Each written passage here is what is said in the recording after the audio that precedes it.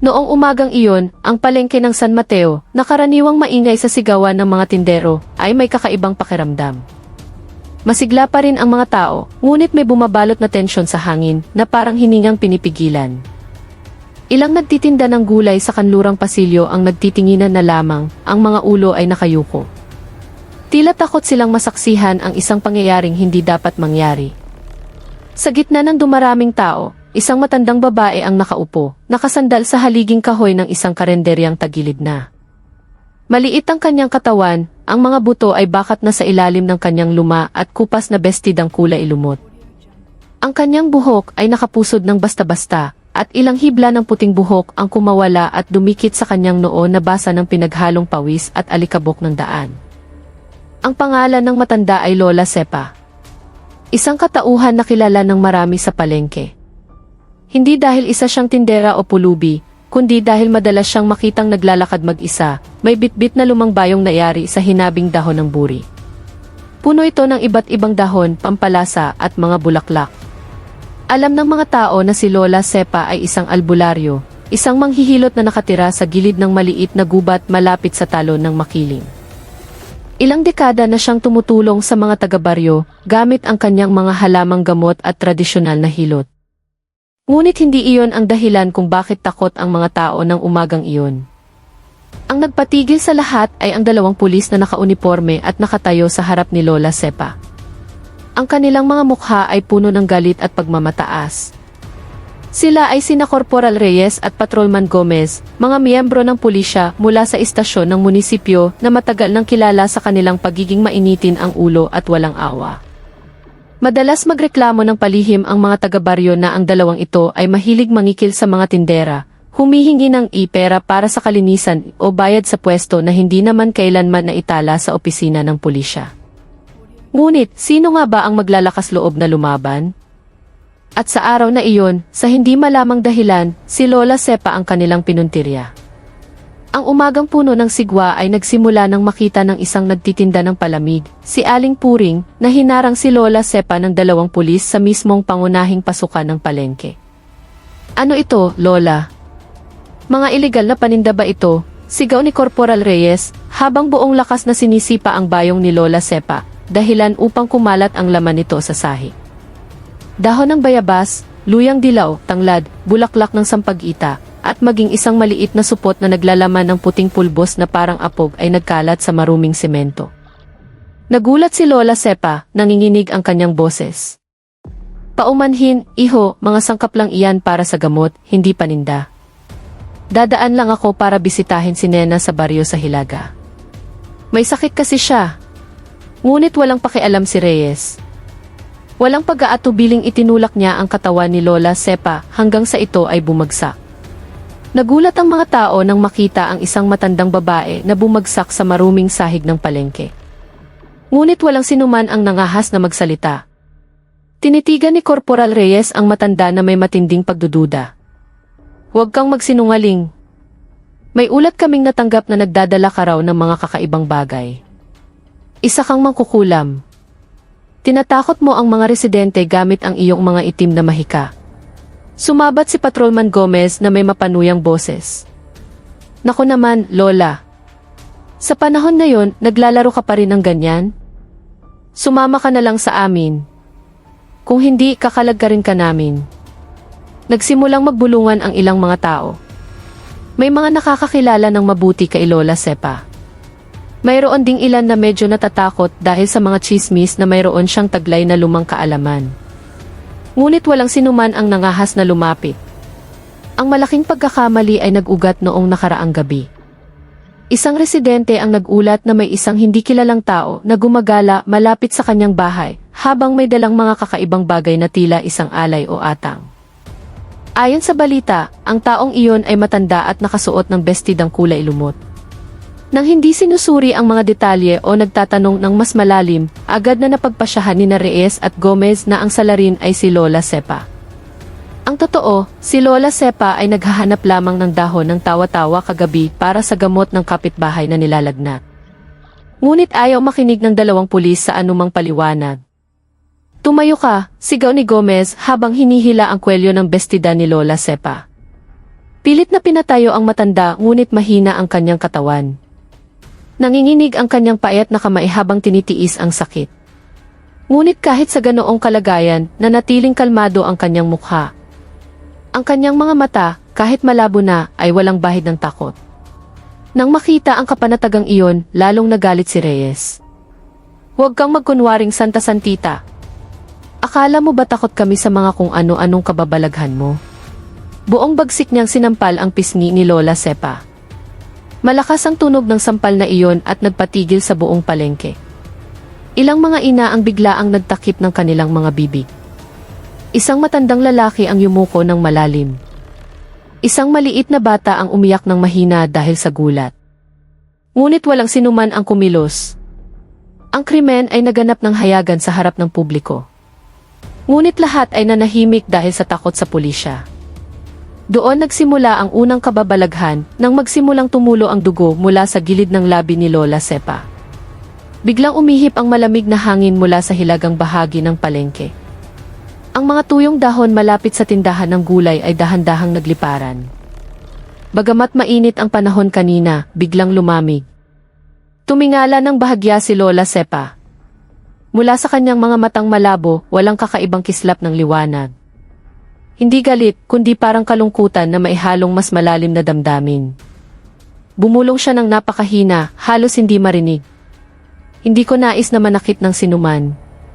Ang pangungusap na iyon ay lalong nagpainit ng ulo ni Reyes. "Ah, tama na iyan, Lola. Sumama ka sa amin ngayon." Pilit niyang hinila ang kamay ng matanda. Ngunit nang dumampi ang kanyang kamay sa pulso ni Lola Sepa, nagulat si Reyes. Ang katawan ng matanda ay napakalamig. Hindi karaniwang lamig, kundi lamig na parang humahawak sa isang lapida pagkatapos ng ulan. "Ano ito?" Biglang binitawan ni Reyes ang kanyang hawak. Tumawa ng mapanlait si Patrolman Gomez. "Hoy, takot ka sa isang matanda? Halika, kalagkarin na natin." Pinalitan niya si Reyes, marahas na hinila ang braso ni Lola Sepa. At sa loob ng ilang segundo, tumilapon si Gomez. Tila may isang hindi nakikitang puwersa ang sumuntok sa kanyang dibdib. Naitulak siya paatras ng 2 hakbang hanggang sa mabangga niya ang kariton ng isang nagtitinda ng prutas. Nalaglag at nagkalat ang mga mansanas. Lahat ng tao ay natigilan. Si Lola Sepa ay nanatiling nakatayo sa kanyang pwesto, hindi gumagalaw kahit kaunti. Hindi siya ang nagtulak, hindi siya ang umatake, ngunit may isang bagay na tumanggi sa marahas na pagtrato sa kanya. Sumigaw si Reyes. "Nagmumahi ka ba, Lola?" Ngunit ang kanyang boses ay hindi na kasing tigas ng dati. May kaunting panginginig ng takot. Nagbago ang bulungan sa palengke. Nagsimulang mag-usap ang mga tindera. Kaya pala biglang lumamig ang hangin. "Narinig ko dati na asawa raw ni Lola Sepa ang dating tagabantay ng lumang libingan sa bundok. Sabi nila, may itinatago raw siyang lumang kaalaman na hindi dapat gamitin basta-basta. Yung agimat ng lambana, bulong ng isang binata na may takot. Agad na sinaway siya ng ilan, "Isle, huwag mong banggitin." Ngunit tulad ng dati, ang chismis ay apoy at mabilis itong kumalat. Si Reyes, na mas galit na ngayon kaysa takot, ay muling lumapit. "Akala mo ba matatakot kami sa mga ganyan-ganyan mo?" Itinaas niya ang kanyang kamay, handa nang manakit muli. Ngunit habang bumababa ang kanyang kamay, bigla itong huminto sa ere, hindi maigalaw. Sinubukan ni Reyes na pilitin, ngunit ang kanyang braso ay tila nakakandado sa tumigas na hangin. "Ano ito?" Dahan-dahang lumingon si Lola Sepa. Ang tingin sa kanyang mga mata ay nagbago. Hindi galit, hindi nakakatakot, ngunit napakalalim. Parang mga mata ng isang taong nabuhay ng napakatagal at nakakita na ng napakarami. "Iho, hindi ako lumalaban." Ngunit minsan, ang kalikasan mismo ang nagpoprotekta sa mga mahihina. Malumanay ang boses na iyon, ngunit nagpatayo ito ng balahibo ng lahat. Si Gomez, nakagagaling lang sa pagkatumba, ay nagsimula ng mamutla. "Reyes, umuwi na muna tayo," sabi niya nang nanginginig. Ngunit tumanggi si Reyes na umatras. Nakataya ang kanyang dangal. "Hindi. Kailangan nating dalhin siya. Kung hindi, sasabihin ng mga tao na takot tayo sa isang mangkukulam." Sa sandaling iyon, naubos ang pasensya ni Lola Sepa. Pumikit siya. Hindi niya nais na manakit ng sinuman. Hindi iyon ang kanyang paraan. Mula pa noong kabataan niya, nanumpa siyang hindi gagamitin ang kaalamang ipinamana ng kanyang pamilya maliban kung talagang kinakailangan. Ang kaalamang minana niya ay hindi pangkaraniwan. Karamihan sa mga tao ay naririnig lamang ang pangalan nito mula sa mga kwento ng kanilang mga ninuno. Ang kaloob ng lambana, ang kakayahang gumaling mula sa anumang sugat, umiwas sa kamatayan at sinusuportahan ng lakas ng mga ninuno at ng kalikasan. Ngunit, ang kaloob na ito ay hindi para sa pagyayabang. May mga bawal, may mga kapalit. At karaniwan, pinipili ni Lola Sepa na lumayo sa mataong lugar upang hindi matuksong gamitin ito. Ngunit sa araw na ito, itinulak siya sa isang sulok na hindi niya nais na pasukin muli. Huminga siya ng malalim. Ang lupa sa ilalim ng kanyang mga paa ay bahagyang yumanig, naramdaman lamang ng mga taong tunay na sensitibo. Ang mga ibon na nakadapo sa bubong ng mga tindahan ay biglang nagliparan. Ang hangin ay lumamig sa isang iglap. Ang palengke ay naging tahimik. Napakatahimik. Isang titig na nagpanginig sa kaluluwa. Idinilat ni Lola Sepa ang kanyang mga mata. Sa unang pagkakataon, direkta niyang tinitigan sina Reyes at Gomez. Ang titig na iyon ay hindi titig ng isang ordinaryong tao. May bigat ito ng daan-daang taon. May anino ng matandang gubat. May tunog ng hangin na nagdadala ng mga panalangin ng mga ninuno. At kasabay nito, bawat tao sa palengke ay nakaramdam ng tila may tumusok sa kanilang dibdib. Isang sinaunang takot. Tila nakatayo sila sa gitna ng isang sementeryo sa hating gabi. Nagsalita si Lola Sepa. Ang kanyang boses ay mabigat ngunit kalmado. Sinaktan ninyo ang isang taong walang kasalanan. Ipinahiya ninyo ang matanda.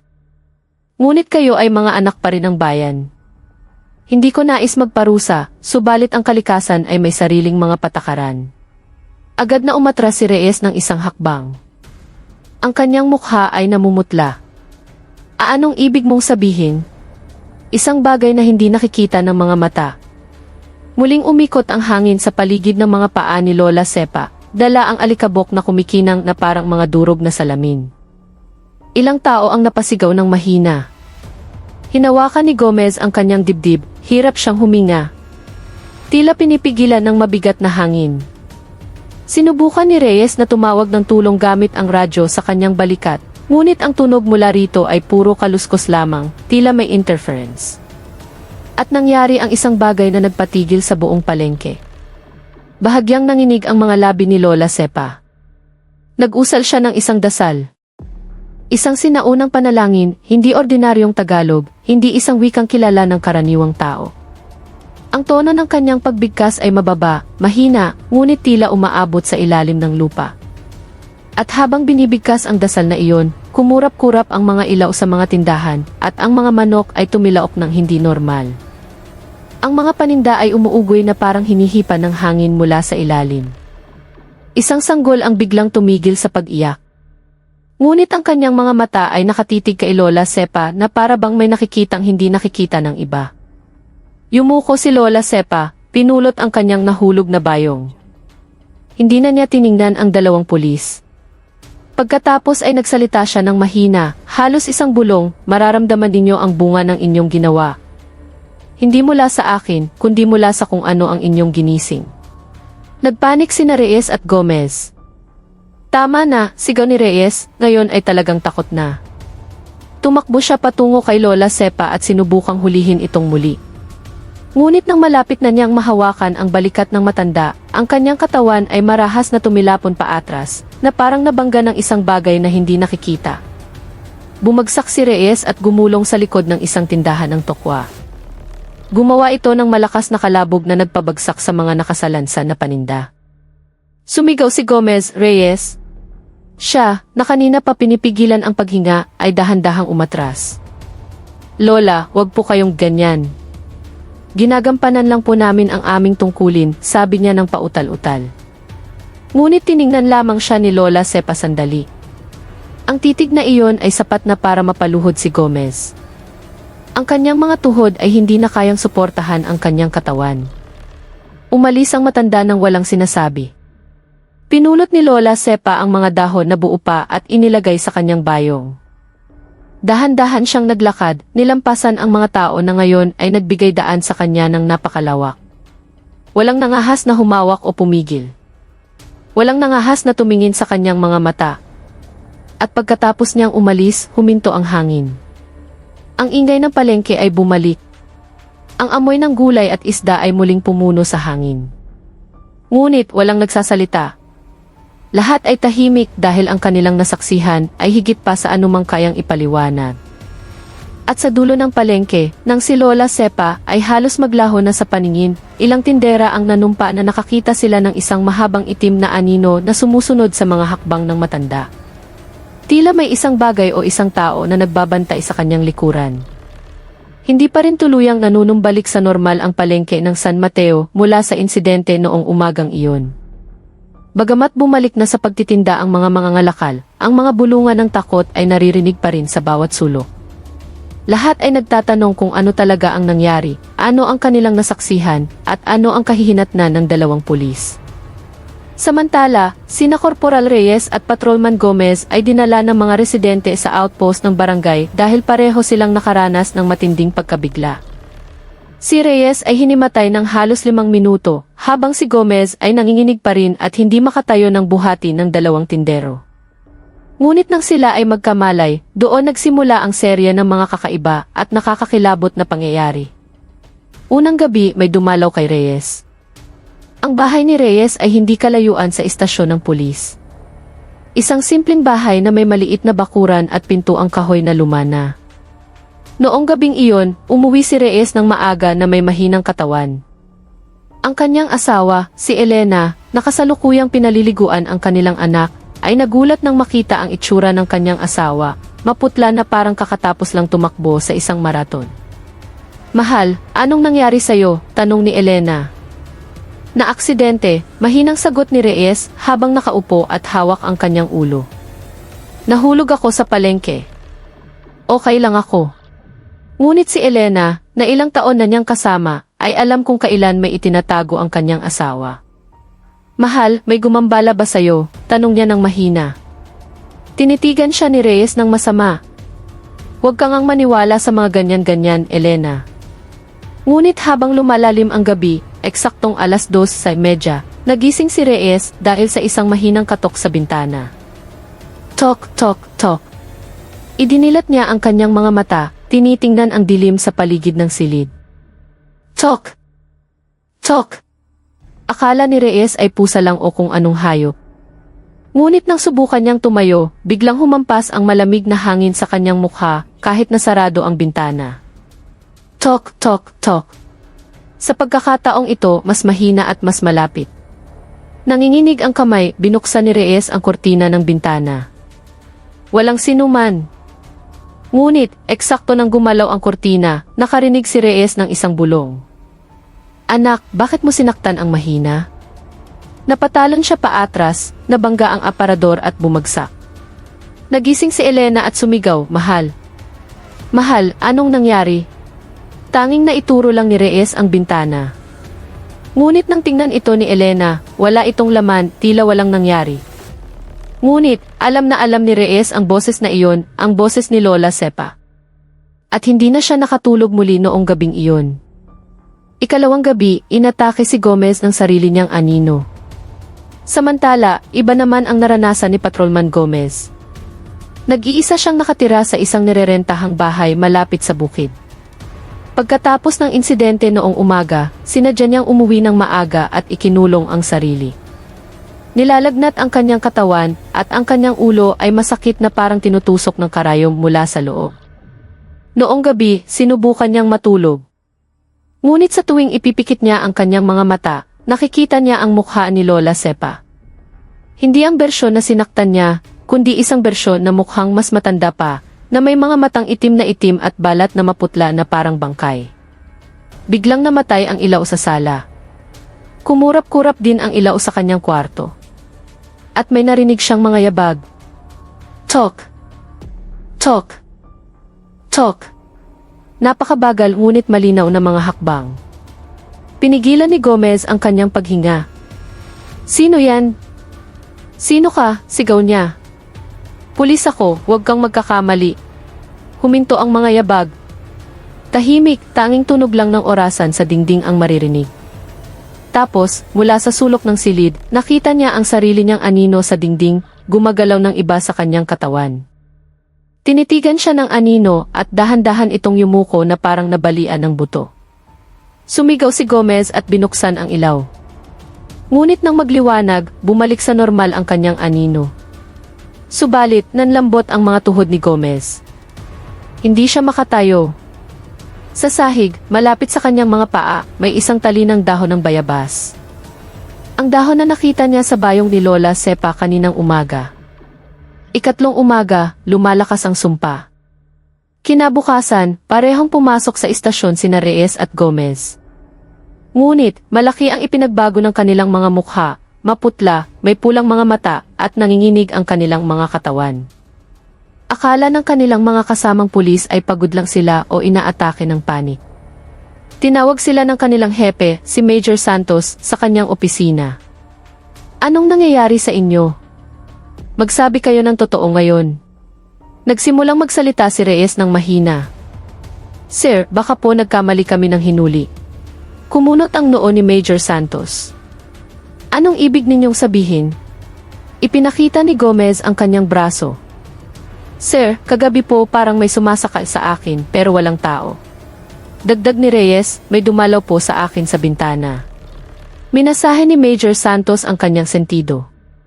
"Huwag kayong magsalita ng kung ano-ano. Pulis tayo, hindi mga batang takot sa multo." Ngunit nang titigan niya ang mukha ng kanyang dalawang tauhan, alam niyang hindi ito katang-isip lamang. "Ano ba talagang nangyari sa palengke?" Seryosong tanong ng hepe. Yumuko si Reyes. "Sinaktan po namin ang isang matandang babae." Nagulat si Major Santos. "Isang matanda? Bakit?" Mahinang sumagot si Reyes. "Nagkamali po kami ng akala." At mula noon, nalaman ng hepe na ang problemang ito ay mas malalim pa kaysa sa simpleng pagkakamali sa procedure. Nang magsimulang mapansin ng lahat, mabilis na kumalat ang balita tungkol sa pagkakasakit ni Reyes at Gomez. Ang mga tagapalengke na nakasaksi sa pangyayari ay nagsimula na ring magkwento na mula ng araw na iyon, ang hangin sa palengke ay lumalamig sa mga partikular na oras. Ilang tindera pa nga ang umamin na nakakakita sila ng itim na anino na dumadaan sa mga pasilyo ng palengke tuwing dapit hapon. Muling pinag-usapan ang pangalan ni Lola Sepa. Ilang residente ang natakot, ilan ang nakonsensya, at ang iba ay naging mausisa. Ngunit, isang tao ang naglakas loob na hanapin ang katotohanan. Si Kapitan Jose, ang kapitan ng barangay at isa sa mga taong madalas tulungan ni Lola Sepa sa loob ng maraming taon. "Kailangan kong puntahan si Lola Sepa ngayon din. Kung hindi, magkakagulo ang buong baryo," sabi niya sa kanyang asawa. Nagdala siya ng ilang prutas, kaunting bigas, at langis ng niyog bilang tanda ng paghingi ng paumanhin. Naglakad si Kapitan Jose patungo sa bahay ni Lola Sepa sa gilid ng maliit na gubat. Ang bahay sa gilid ng gubat. Ang bahay kubo ni Lola Sepa ay nakatayo sa pagitan ng malalaking puno. Maliit ngunit malinis, na may mga dingding na kawayan at bubong na pawid na lumana. Nang makarating, naramdaman ni Kapitan Jose na napakatahimik ng paligid ng bahay. Walang tunog ng kuliglig, walang mga ibon, tanging ang dahan-dahang pag-ihip ng hangin. Kumatok siya sa pinto. Tok, tok, tok. Walang sumasagot. Tok, tok, tok. Tahimik. Ngunit biglang bumukas ng kusa ang pintuang kahoy. At nakita ni Kapitan Jose si Lola Sepa na nakaupo, nakaharap sa bintana, at pinagmamasdan ang mga puno. "Lola, ako po si Jose. Nais ko pong humingi ng paumanhin," mahinang sabi niya. Hindi lumingon si Lola Sepa. Sinabi lamang niya, "Alam ko ang iyong pagdating." Sinabi sa akin ng hangin. Mahina ngunit malinaw ang kanyang boses. "Kung gayon po, Lola, patawarin niyo na po sana sila." Malubha ang sakit ng dalawang pulis. "Takot na po ang mga tao. Nakikiusap po ako." Sa unang pagkakataon, lumingon si Lola Sepa. Nagulat si Kapitan Jose nang makita ang mukha ng matanda, maputla na parang hindi kumain sa loob ng 2 araw. Ngunit ang kanyang mga mata ay nananatiling matalas. Sinaktan nila ang isang matanda. Ipinahiya ako, inakusahan ng walang dahilan. Natural lamang na magalit ang kalikasan. Pero Lola, mga tao lang po sila na nagkakamali. Pwede pa pong magbago. Kung hahayaan po natin, baka mapahamak sila. Tumahimik sandali si Lola Sepa at pagkatapos ay sinabi, ang kapangyarihan ng lambana ay hindi para pumatay, kundi para ipakita ang hindi nila nakikita. Nagtaka si Kapitan Jose. Ano po ang ibig niyong sabihin? Ang nararanasan nila ay anino lamang ng sarili nilang takot. Hindi ako ang nananakit, kundi ang konsensya nila ang nagpaparusa sa kanila. Pagkatapos ay tumingin si Lola Sepa sa kisam ng kanyang bahay, na tila may naririnig. Pero kung gusto nilang lumaya, sila mismo ang dapat na humarap sa akin. Hindi maaaring may kinatawan. Ang mapagpasyang pagtatagpo. Umuwi si Kapitan Jose at agad na ipinarating ang mensahe kay Major Santos. Si Santos, na sa simula ay hindi naniniwala, ay sa huli nagpasya na ihatid mismo sina Reyes at Gomez sa bahay ni Lola Sepa. Nang makarating, ang kapaligiran sa bahay ay mas lalong nakakakilabot. Ang hangin ay marahang umiikot. Nagliliparan ang mga dahon. Naghihintay na si Lola Sepa sa beranda. Lumuhod sina Reyes at Gomez nang hindi inuutusan. Ang kanilang mga mukha ay maputla, ang kanilang mga katawan ay nanginginig. Patawarin niyo po kami, Lola. Nagkamali po kami, nagkasala. Umiiyak si Reyes. Nakikiusap po kami, itigil niyo na po ito. Hindi napigilan ni Gomez ang pag-iyak. Sa unang pagkakataon, bahagyang umiti si Lola Sepa. Tumayo kayo. Hindi ako Diyos na nagbibigay ng parusa. Tagabantay lamang ako ng isang sinaunang kaalaman. Dahan-dahan siyang lumakad patungo sa kanila. Ang kaloob ng lambana ay hindi para sa paghihiganti, kundi para gisingin ang kamalayan. Inilahad niya ang kanyang kamay at hinawakan ang ulo ng 2 pulis ng salitan. Sa sandaling dumampi ang kamay ni Lola Sepa kay Reyes, agad na nanginig ang kanyang katawan. Ngunit, dahan-dahang nawala ang lamig na nagpapahirap sa kanyang dibdib mula pa kagabi. Ganoon din ang naramdaman ni Gomez. Ang kanyang mabigat na ulo ay biglang gumaan. Nawala po ang bigat sa dibdib ko, sabi ni Gomez, nagulat. Wala na rin po ang boses, hinaplos ni Reyes ang kanyang mukha. Tumango si Lola Sepa. Tinanggal na ang sumpa. Ngunit tandaan ninyo, mga anak, ang paglapastangan sa matatanda ay pagbubukas ng pinto sa kapahamakan. Yumuko ng malalim sina Reyes at Gomez. Ang pagwawakas, ang katarungang nanumbalik. Pagkatapos ng pangyayaring iyon, pinatawan ng matinding parusa ni Major Santos ang kanyang 2 tauhan. Inilipat sila sa Community Service Division, itinalaga sa isang baryo, upang tulungan ang mga residente at matutong maging magalang. Bumalik sa normal ang palengke ng San Mateo. Wala nang bigla ang malamig na hangin o kakaibang anino. At si Lola Sepa, bumalik siya sa kanyang tahimik na pamumuhay. Hindi niya gusto na makilala bilang isang nakakatakot na tao. Nais lamang niyang mamuhay ng payapa, gumawa ng mga halamang gamot, at tumulong sa mga nangangailangan tulad ng dati. Ngunit, isang bagay ang nagbago. Nirerespeto na siya ngayon ng mga tao, hindi dahil sa takot, kundi dahil napagtanto nilang nagpabaya sila sa pagpapahalaga sa isang matandang tahimik na nagkakalat ng kabutihan. At sina Reyes at Gomez ay naging buhay na halimbawa na ang kayabangan ay maaaring magdala sa tao sa bingit ng kapahamakan at na ang pagpapatawad ay mas makapangyarihan kaysa sa anumang sumpa. Sa pagtatapos ng araw, nakaupo si Lola Sepa sa beranda ng kanyang bahay, pinagmamasdan ang dahan-dahang paglubog ng araw sa likod ng mga puno. Bumulong siya sa kanyang sarili. Ang kaloob ay hindi lakas. Ito ay isang paalala na dapat malaman ng tao ang kanyang limitasyon upang hindi niya sirain ang kanyang sarili. At dinala ng hangin ng hapon ang boses na iyon malayo sa kakahuyan. Mula nang maganap ang pangyayari sa bahay ni Lola Sepa, unti-unting nanumbalik ang kapayapaan sa baryo ng San Mateo. Muling naging maingay ang palengke, nagtatawanan na ulit ang mga tindera, at hindi na pinag-uusapan ng mga residente ang mga kakaibang tunog na lumilitaw tuwing gabi. Ngunit may isang bagay na hindi pa tapos. Ang misteryo ni Lola Sepa. Ngayon, maraming residente ang nagsimulang maging mausisa, hindi na lamang takot, kundi tunay na nais malaman kung sino talaga ang matandang iyon. Saan niya nakuha ang kaloob ng lambana, at bakit palagi siyang namumuhay mag-isa, malayo sa karamihan? Ang katanungang ito ay umabot sa sukdulan ng isang araw, ay makatanggap ng balita ang munisipyo na ang isang lumang libingan sa gilid ng gubat ay biglang nasira sa kakaibang paraan. Hindi dahil sa hayop, hindi dahil sa tao, kundi tila ang lupa ay nabiyak mula sa loob. At sa lapida, nakasulat ang isang pangalan, Sepa binti Kadjo, pumanaw 1978.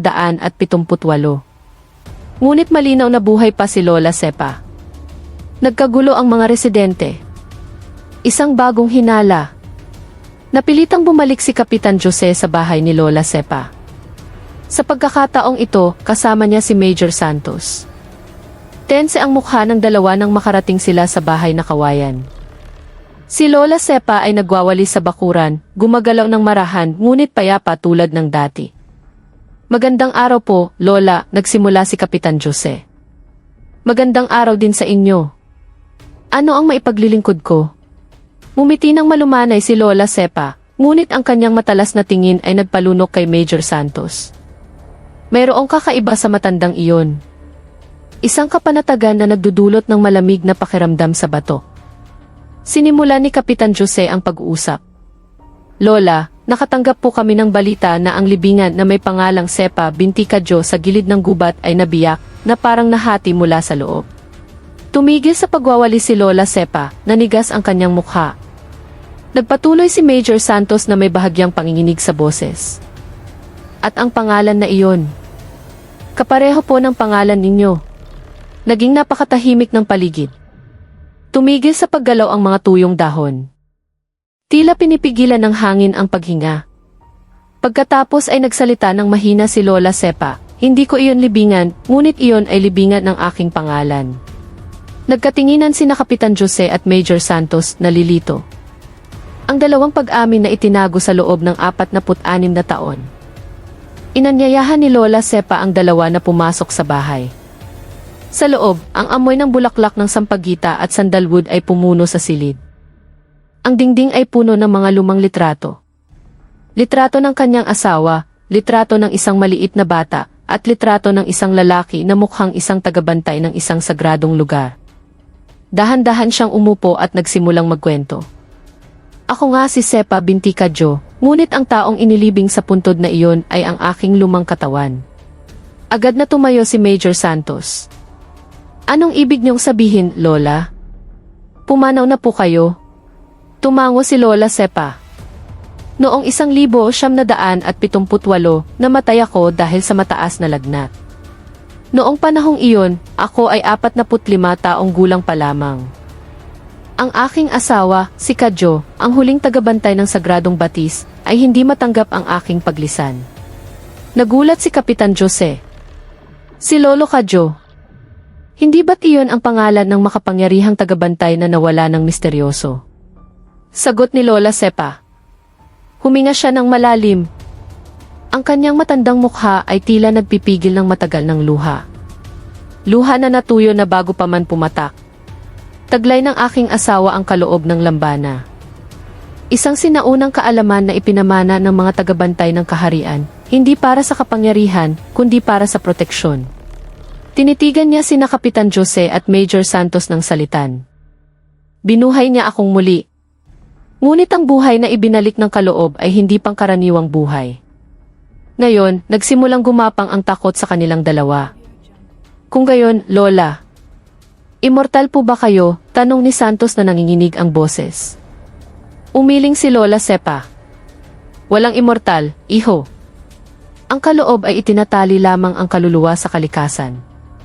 Maaari akong mamatay anumang oras kung tawagin na ako ng kalikasan. Kung gayon, bakit po nabiyak ang libingan? Tanong ni Kapitan Jose. Ipinikit ni Lola Sepa ang kanyang mga mata sandali. Dahil ang gapos ng kaloob ay nagsisimula ng humina. Napalunok si Major Santos. Ibig sabihin, mamamatay po kayo ulit? Umiti ng maliit si Lola Sepa. lahat ng may buhay ay babalik kasama na ako. Ngunit naging malungkot ang kanyang boses. Matagal ko nang nais umalis, subalit mayroon pa akong isang bagay na hindi pa natatapos sa mundong ito. Ang kanyang mukha ay naging napakalungkot. Nagtanong ng maingat si Kapitan Jose. Ano po yun, Lola? Tumingin siya sa litrato ng isang maliit na bata sa dingding. Ang aking anak. Ang 4 na sugat na hindi pa gumagaling. Noong unang panahon, si Lola Sepa ay may isang anak na lalaki na nagngangalang Nestor, isang batang ipinanganak na may espesyal na marka sa likod. Isang marka na sabi nila ay madalas lumitaw sa pamilya ng mga tagabantay ng lihim. Ngunit nang mamatay si Lola Sepa noong 1978 at muling nabuhay ng walang paliwanag, si Nestor na nooy teenager pa lamang ay natakot. Inakala niyang hindi na tao ang kanyang ina. Inakusahan ng mga kapitbahay si Nestor bilang anak ng isang multo. Inapi siya ng mga tao. Maging ang kanyang mga kaibigan ay lumayo. Sa huli, tumakas si Nestor mula sa bahay. Mula noon, hindi na siya bumalik. Hinanap niyo po ba siya? Tanong ni Kapitan Jose.